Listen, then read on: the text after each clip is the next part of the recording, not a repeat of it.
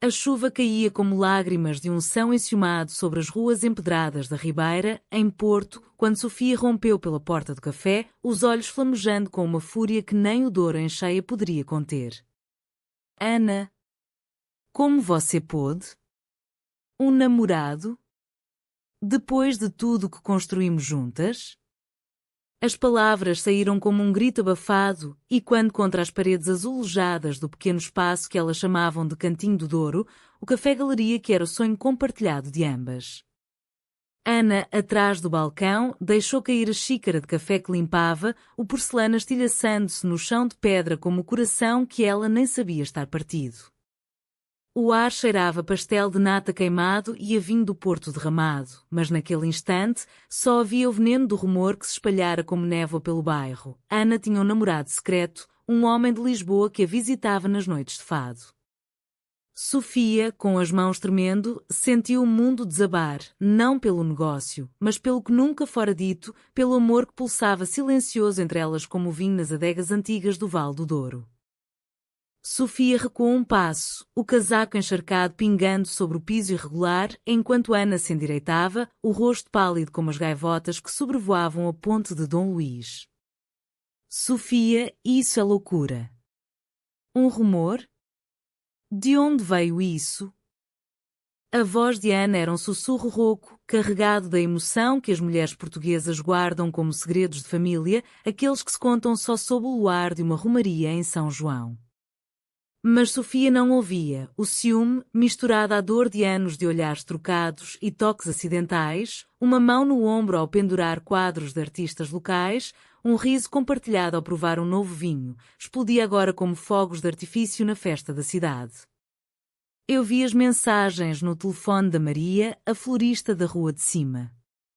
Ela disse que você ria ao telefone com ele, que planejava uma viagem para o Algarve. E eu? Eu sou só a parceira de negócios? A tola que acreditou que isso era mais? Lágrimas se misturavam à chuva no rosto de Sofia e Ana sentiu o peito apertar como as cordas de uma guitarra fado, afinadas para a saudade. O café estava vazio àquela hora da tarde chuvosa de outono, as mesas de madeira escura cobertas por toalhas de linho bordadas à mão, herança da avó de Ana, vinda das aldeias do Minho.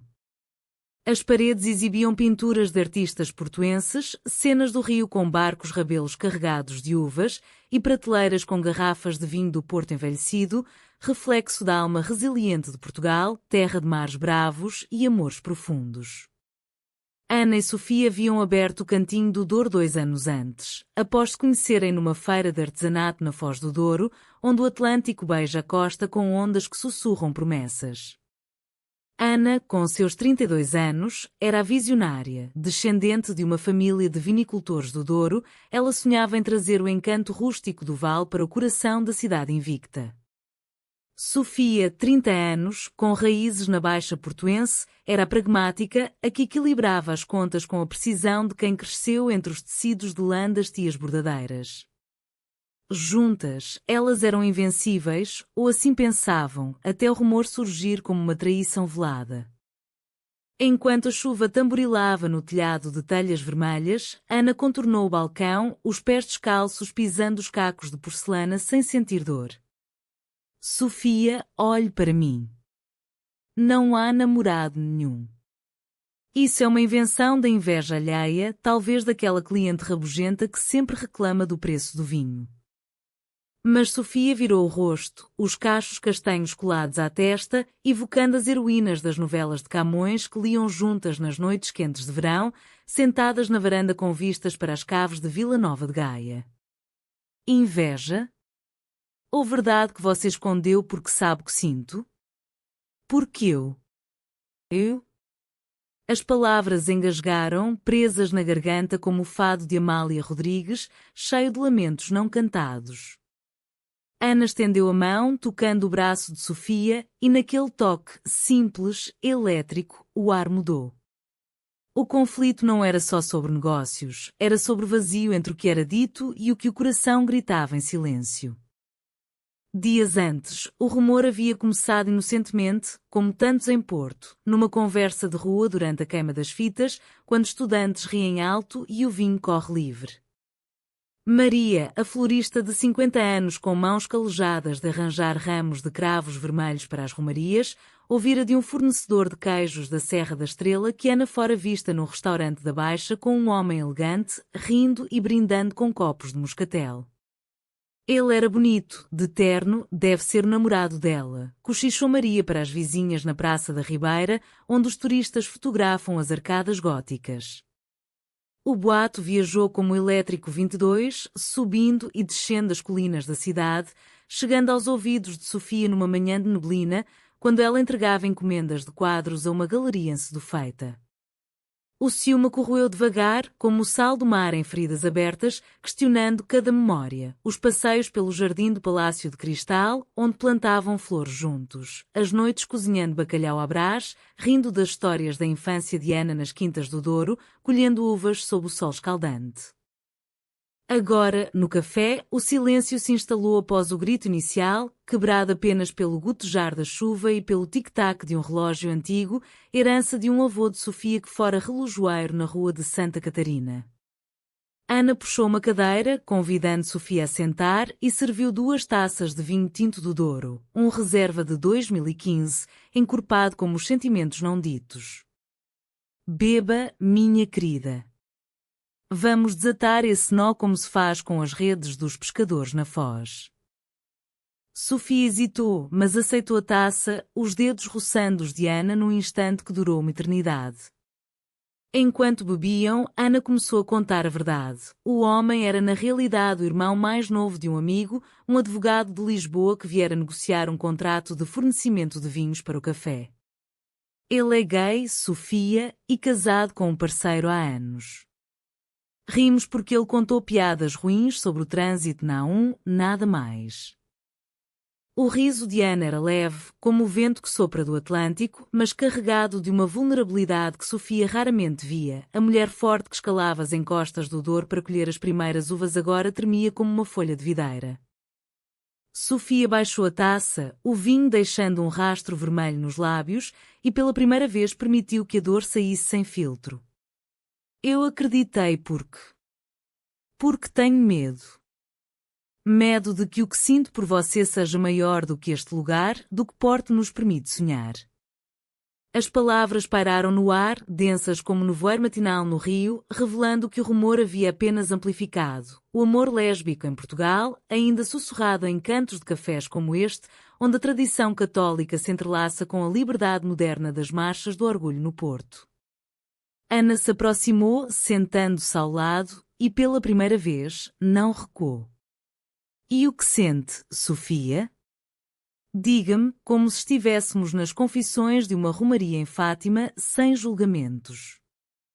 O coração de Sofia acelerou, batendo ao ritmo do fado que ecoava distante de uma casa vizinha, um lamento de amor não correspondido que agora se transformava em esperança. Enquanto a chuva mainava, transformando-se em garoa fina típica do clima portuense, as duas mulheres conversaram pela primeira vez sobre o invisível, os olhares que duravam demais durante as feiras de São João, quando dançavam ao som de concertinas, as cartas antigas de poetas lésbicas portuguesas que Ana escondia na estante, como as de Natália Correia, cheias de paixão proibida. Sofia confessou as noites insones, imaginando um futuro onde o Cantinho do Douro não fosse só um negócio, mas um lar. Ana, por sua vez, revelou a solidão das viagens ao Douro, onde as videiras solitárias a faziam ansiar pelo toque de Sofia, pela sua risada que iluminava mais que os lampiões das festas de Santo António. O rumor, falso como as promessas de um político em campanha, havia rachado a confiança, mas agora, na vulnerabilidade, começava a curar, como o vinho que amadurece em barris de carvalho, ganhando complexidade com o tempo. No entanto, o conflito não terminava ali. Na manhã seguinte, o boato havia-se espalhado para os clientes fiéis. A senhora Dona Rosa, viúva de um pescador de Matosinhos, cancelou sua encomenda de vinhos, murmurando sobre escândalos que afugentam a clientela tradicional. Os turistas, alheios às nuances culturais, continuavam a chegar, mas o burburinho local, o Porto, a cidade de mexericos, onde as varandas se inclinam para bisbilhotar, ameaçava o equilíbrio frágil do café. Sofia, ainda abalada, sugeriu fechar temporariamente para lamber as feridas como um gato de rua na Trindade. Ana, porém, recusou. Não, vamos enfrentar isso como portuguesas, com garra e um bom copo de vinho. Convida as amigas, organiza uma noite de fado lésbico, sutil, com cantoras que cantem de amor sem nomes. Assim, naquela semana, o Cantinho do Douro se transformou num palco de resistência sutil. Sofia convidou a prima, uma violinista da Orquestra Clássica do Porto, e juntas elas prepararam uma noite temática, Noites do Douro, histórias de mulheres e vinhos. As paredes azulejadas ganharam guirlandas de Era do Val e as mesas foram arrumadas com pratos de alheiras grelhadas e queijos da serra, evocando as mesas fartas das festas familiares no interior. Ana, vestida num vestido de chifão azul como o céu de verão sobre o rio, circulava entre as convidadas, mulheres da comunidade, artistas e até Dona Rosa, que veio por curiosidade. O fado começou suave, uma voz feminina cantando Estranha Forma de Vida, de Amália, com letras que falavam de amores impossíveis, mas cheias de uma melancolia que curava. Sofia, servindo taças, sentiu os olhares de Ana sobre si, quentes como o sol nas encostas vinícolas. Durante o intervalo, num canto escuro do café, longe dos olhos curiosos, Ana puxou Sofia para um abraço, não mais acidental, mas intencional, os corpos moldando como peças de um azulejo antigo. Obrigada por acreditar em nós, mesmo no caos, sussurrou Ana, o hálito cheirando a vinho doce. Sofia, com o coração transbordando, respondeu: o rumor destruiu a ilusão de segurança, mas nos deu coragem para a verdade. Elas se beijaram então, um beijo leve como a brisa do Douro, cheio de promessas, não de fogo, mas de chama constante, como as lareiras nas noites de inverno em Porto. A clientela, sentindo a eletricidade no ar, aplaudiu o fado seguinte com mais fervor e Dona Rosa, surpreendendo a todas, ergueu sua taça às mulheres que constroem impérios no silêncio. Mas o alto trunfo ainda viria. Dias depois, durante uma feira de vinhos na Alfândega, o fornecedor que iniciara o rumor, um homem invejoso de um contrato perdido, confessou publicamente, bêbado de Porto Townie, que inventara a história para sabotar o negócio delas. Queria roubar as clientes, gritou ele, para delírio das feirantes que riam e o vaiavam como num episódio de comédia popular. A notícia se espalhou mais rápido que o boato original, restaurando a confiança. Pedidos dobraram e o Cantinho do Douro ganhou uma página no jornal local, O Triunfo das Mulheres do Douro. Sofia e Ana, de mãos dadas sob as luzes da feira, sentiram o peso do passado se dissolver como névoa ao sol. File 1.000 palavras aproximadamente, continuação em File 2. A vida em Porto retomou seu ritmo ondulante, como o Douro que sobe e desce em maré baixa, mas agora com uma camada nova de intimidade entre Ana e Sofia.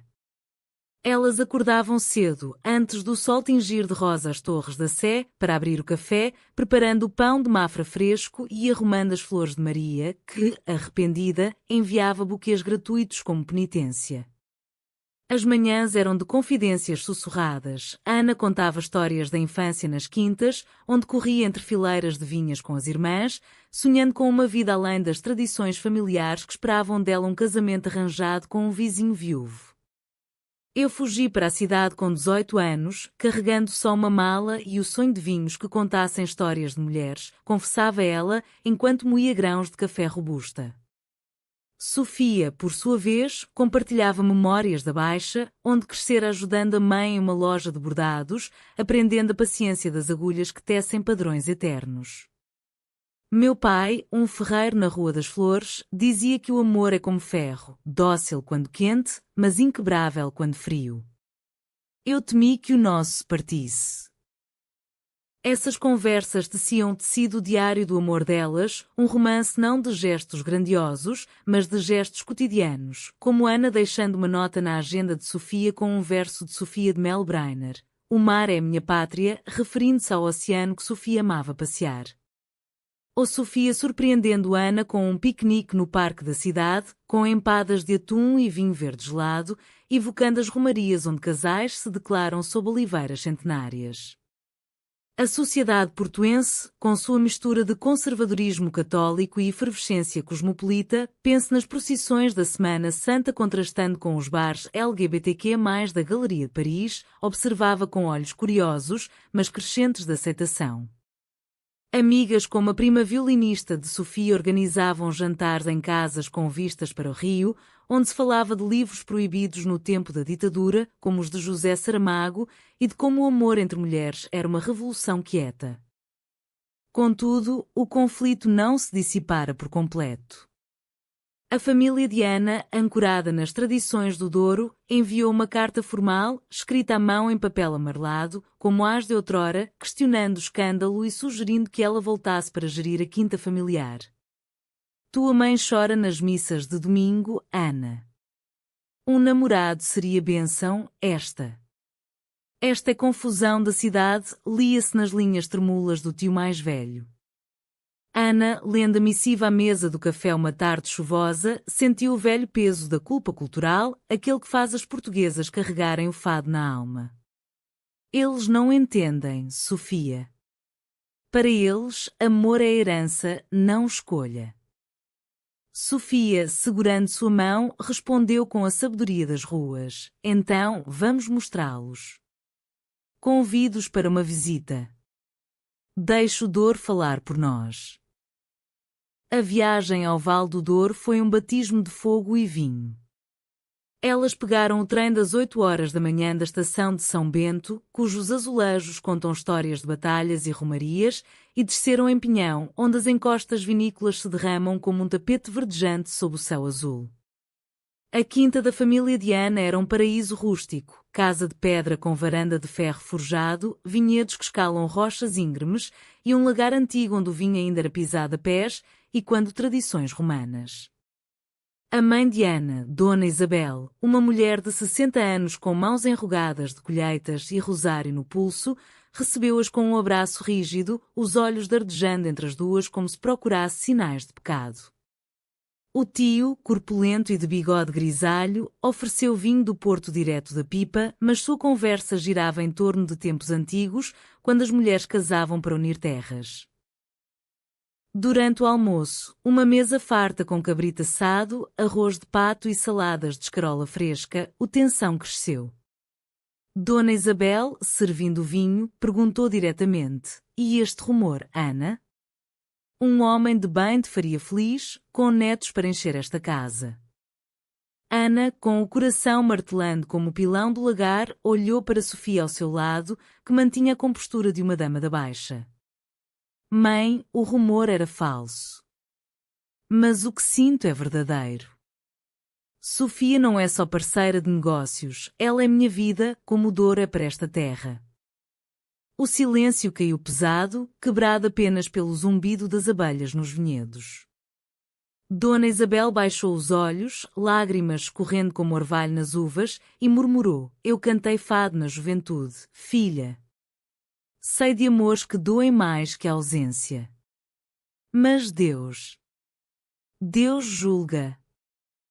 Sofia, então, falou, sua voz suave como o vinho branco de vinho verde. "Dona Isabel, em Porto, aprendemos que o amor é como o rio, flui para onde o coração manda, nutrindo tudo ao redor.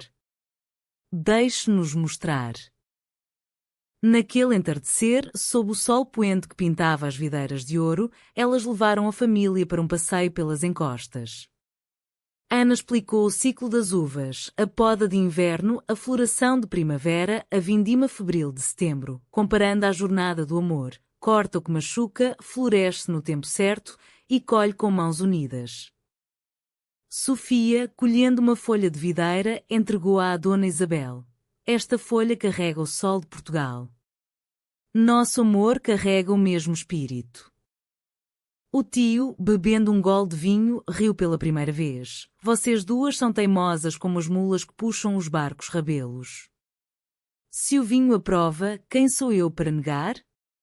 Aos poucos, o gelo derreteu. Dona Isabel, na hora do fado vespertino na varanda, cantou uma canção antiga de amores rurais, seus olhos suavizando ao ver as mãos entrelaçadas das filhas do coração. De volta a Porto, a revelação familiar fortaleceu o laço. O café floresceu. Elas lançaram uma linha de vinhos Duas Almas do Douro, rotulados com ilustrações de duas mulheres entre vinhas, vendendo para lojas em Lisboa e até exportando para o Brasil, terra de saudades portuguesas. As noites eram de paz. Deitadas na cama de lençóis de linho da avó Diana, no apartamento acima do café, elas liam poesia, Flor Bela Espanca, com seus versos de paixão feminina, e sonhavam com viagens à Madeira, onde flores exóticas simbolizam amores eternos. Mas o destino, caprichoso como o clima atlântico, reservava ainda uma provação. Uma manhã de novembro, com o vento norte uivando como lobos na Serra do Pilar, Sofia recebeu uma ligação que abalou o frágil equilíbrio. Era o ex-namorado dela, Miguel, um arquiteto de Coimbra que terminara o relacionamento anos antes, alegando diferenças irreconciliáveis, code para não aceitar sua orientação após a crise. Sofia, estou na cidade para um projeto na Ribeira. Ouvi sobre vocês. Preciso falar. É sobre confiança, sobre o que eu fiz. O tom era arrependido, mas carregado de uma urgência que cheirava a manipulação. Sofia, sozinha no café enquanto Ana negociava vinhos em Gaia, sentiu o pânico subir como uma maré alta no Douro. Miguel havia sido sua tentativa de normalidade na juventude, um relacionamento forçado pela pressão familiar, que terminara em lágrimas e segredos, ele traindo-a com uma colega e ela, descobrindo sua verdadeira atração por mulheres em noites solitárias de fado. Ela marcou o encontro num banco da Praça da Liberdade, sob a estátua de Camões que vela pela cidade como um guardião poético. Miguel chegou pontual, alto e desgrenhado, com o casaco de lã que ela reconhecera de outrora. Sofia, eu espalhei o rumor. Anos atrás, quando soube que você e Ana estavam próximas, ciúme cegou. Falei com aquele fornecedor na feira, disse que Ana tinha um namorado para afastá-la de você. A confissão caiu como um raio, iluminando o passado sombrio. O rumor não era aleatório, mas uma vingança tardia de um amor tóxico. Sofia sentiu náuseas, o estômago revirando como o mar em tormenta na costa da Caparica. Por que agora? Para se redimir ou para nos machucar mais? Miguel baixou a cabeça, lágrimas genuínas. Eu mudei. Casei, tenho uma filha. Mas o remorso. Em Portugal, carregamos culpas como mochilas de peregrinos para Santiago. Perdoe-me. Sofia voltou ao café em transe, o peso da traição antiga misturando-se à cura recente.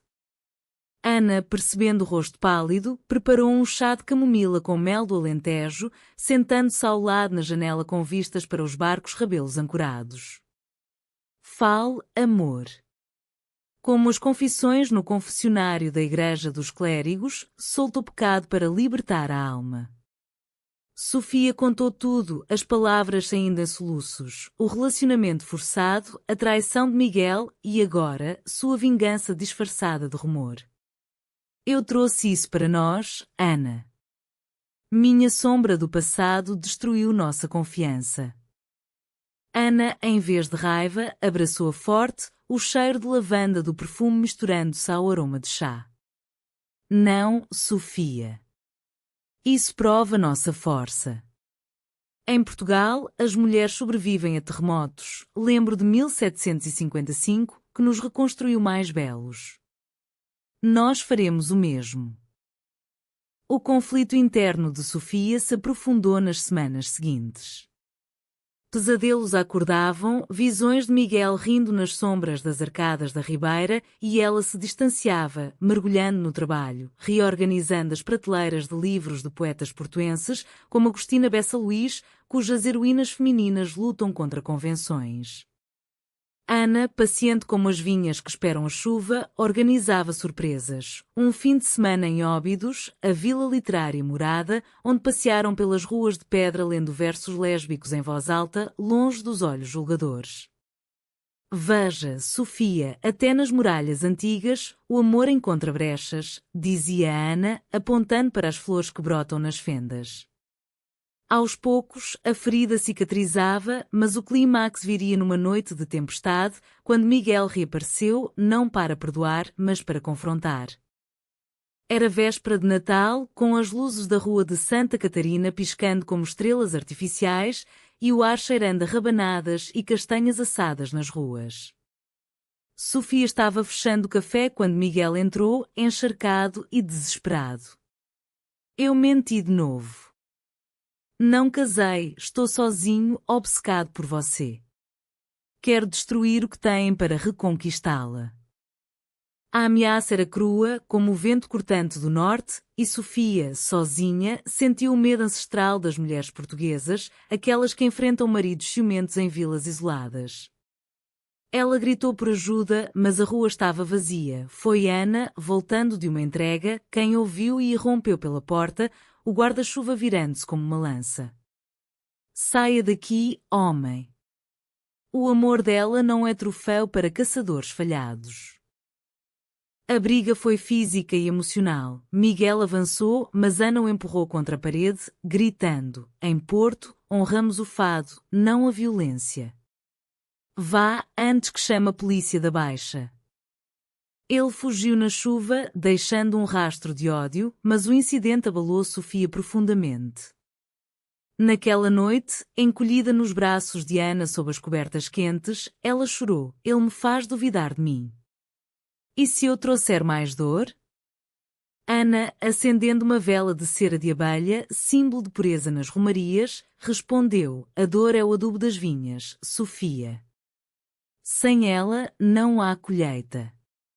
Você é minha luz, como o sol no Douro. A revelação de Miguel catalisou uma transformação. Sofia, determinada a exorcizar o fantasma, procurou terapia numa clínica discreta da Boa Vista, onde psicólogas especializadas em questões LGBTQ+, herança da luta pós-25 de Abril pela liberdade, ajudavam mulheres a navegar o labirinto cultural português. Você não é responsável pelas sombras alheias, disse a terapeuta, uma mulher de meia idade com sotaque madeirense suave. Paralelamente, Ana expandiu o negócio, convidou artistas lésbicas para exposições no café, como uma pintora de Aveiro que retratava amores femininos em tons de azul atlântico. O Cantinho do Douro tornou-se refúgio, um espaço onde mulheres compartilhavam histórias ao som de fado revivido por cantoras contemporâneas, como Carminho, que cantam de corações partidos com graça. O Natal chegou com neve rara em Porto, cobrindo as ruas de branco como vãos de noivas em Minho. Elas celebraram na Quinta do Douro, agora com a família de Ana mais aberta. Dona Isabel preparou a consoada tradicional, bacalhau com todos, filhós e sonhos, e pela primeira vez, abençoou a união delas com um rosário silencioso. Que São João as proteja nas danças da vida, murmurou ela, passando um anel de ouro antigo, herança de uma tia solteira que, sussurravam, amar uma prima. O tio, embriagado de alegria e vinho, contou lendas do vale, de mulheres que, nos tempos dos mouros, guardavam vinhedos juntas, tecendo laços mais fortes que ferro. De volta à cidade, o ano novo trouxe prosperidade.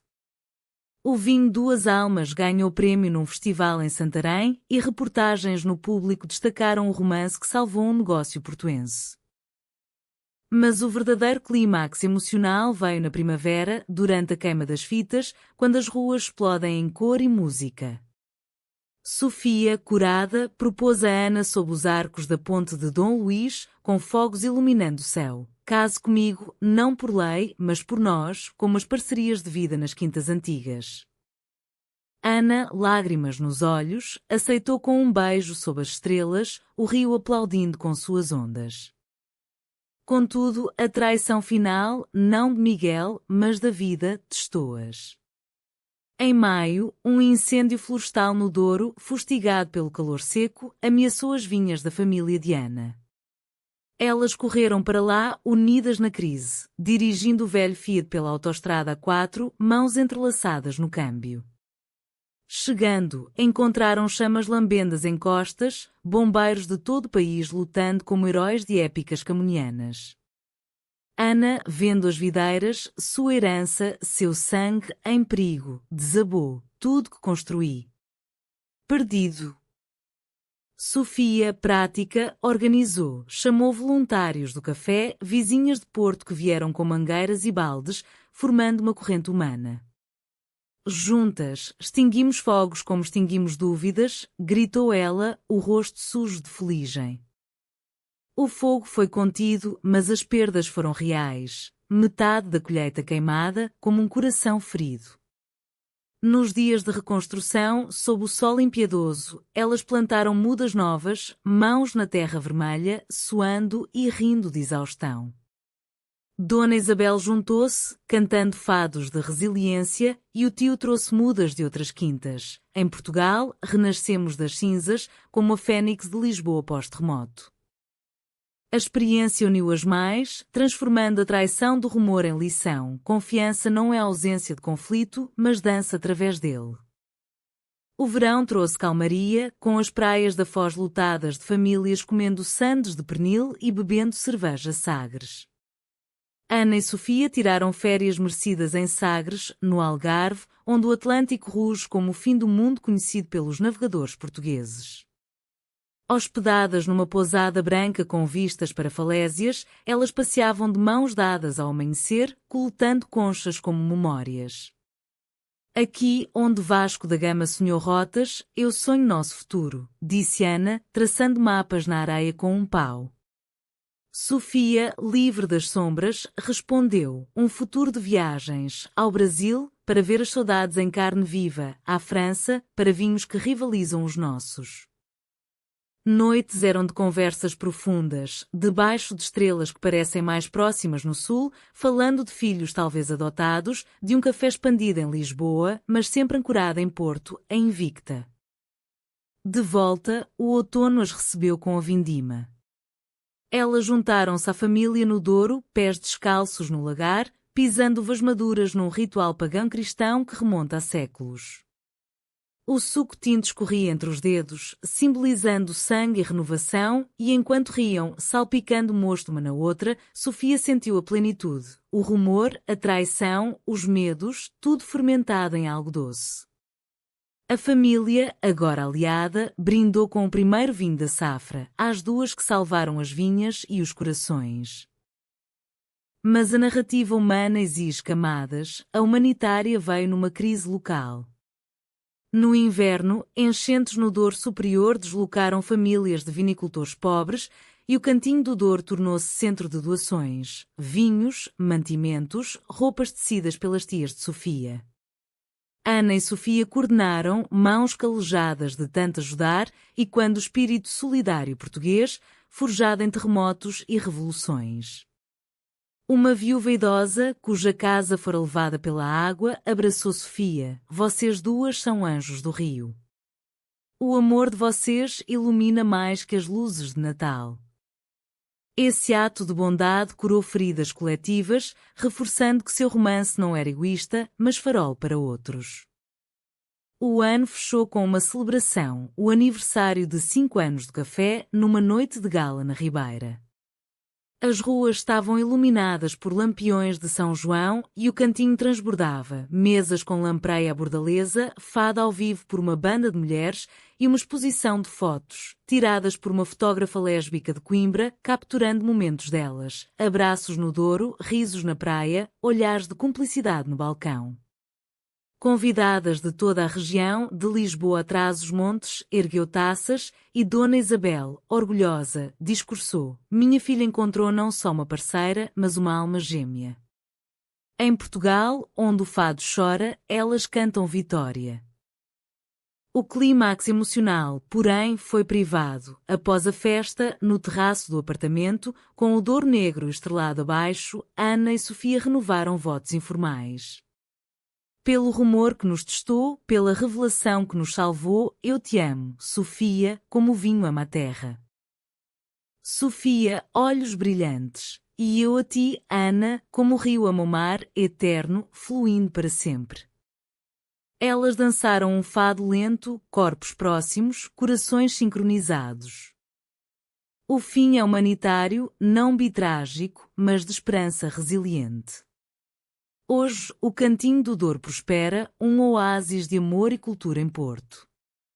Elas envelhecerão juntas, talvez adotando uma criança do orfanato local, ensinando-a sobre vinhas e verdades. O rumor falso. Uma cicatriz que conta a história de cura. Em Portugal, onde o passado sussurra nas pedras, o futuro é delas, duas mulheres, sendo um tapete de confiança renovada. X